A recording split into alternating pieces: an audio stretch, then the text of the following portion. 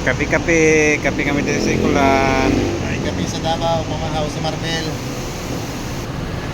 O, kape daw sa Davao, pamahaw sa Marbin. So, good day mga idol. No? So, ari kami diri subong sa Ikulan, no? Ikulan Public Terminal ng Davao. So, siguro mga 11:30 ito ng gabi. No? Kung nakikita nyo idol, ito po yung mga nakaparking ang Mindanao Star, biyaheng Jensan din.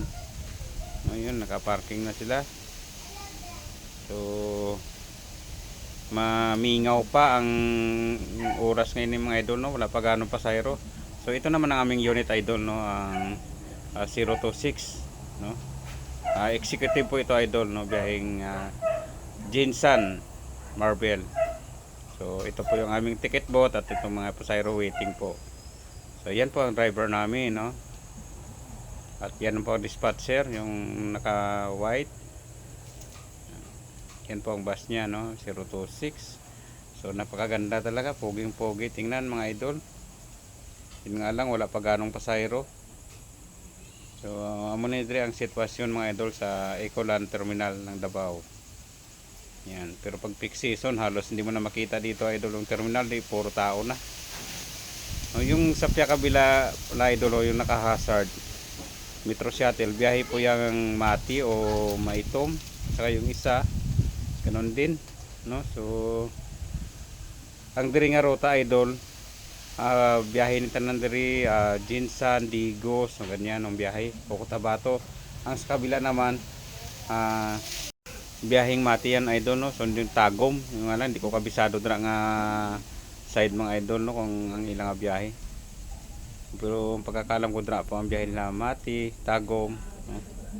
Yan yung mga naka-hazard na yun, yung Metro Shuttle kag ining tawag sin ng Bachelor idol, no? Bachelor tong naka-hazard katabi ng ano. At yung sa pinakadulo naman idol, no, pinakapunta gid na makikita nyo nag-hazard.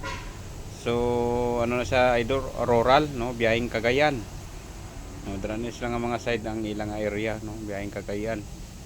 So vertical layo din ang biyahe nila idol. Ayan ang mga exit naman idol, no, dra kami exit, no. Ito naman aming terminal, no? May mga kumbaga hindi ka rin magugutom dito idol pag nag-waiting ka, no, kay damo siya nga, damo pagkaon na pwede nimo makaon. Nga lang baydan mo lang kay base kung mapreso ka. Ito pala yung ano ng ECF mga idol, ayan.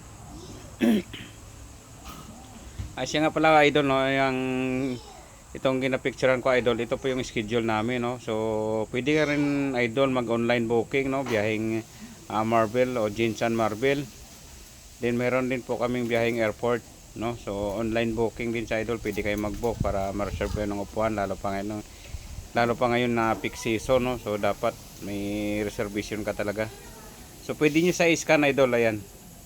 O Davao Ikulan ang terminal to Jinsan Bulaong terminal, no. Ayan. O pwede nyo pa i-scan idol, no, para makano ka mo, maka-online. So sa mga masugid naman nga mga customers, no, madamog nga salamat sa inyo nga pagtangkilik. In behalf po sa Yellow Bus Line, kami po ay nagpapasalamat. Kami nga taga YB Leo sa inyong walang sawang suporta at pagsubaybay lagi sa amin, no. So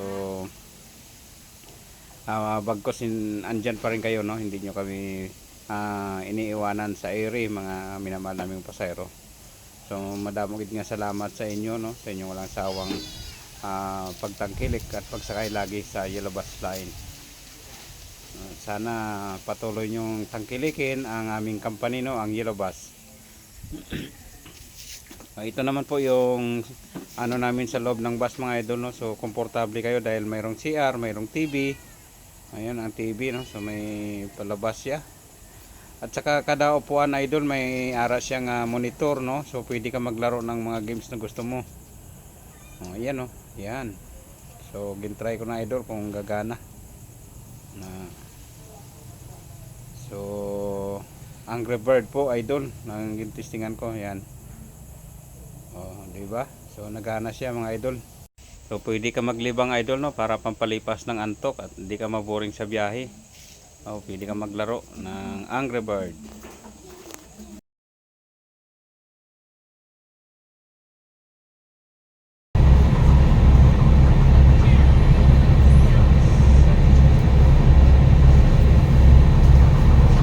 Ako, lulayo.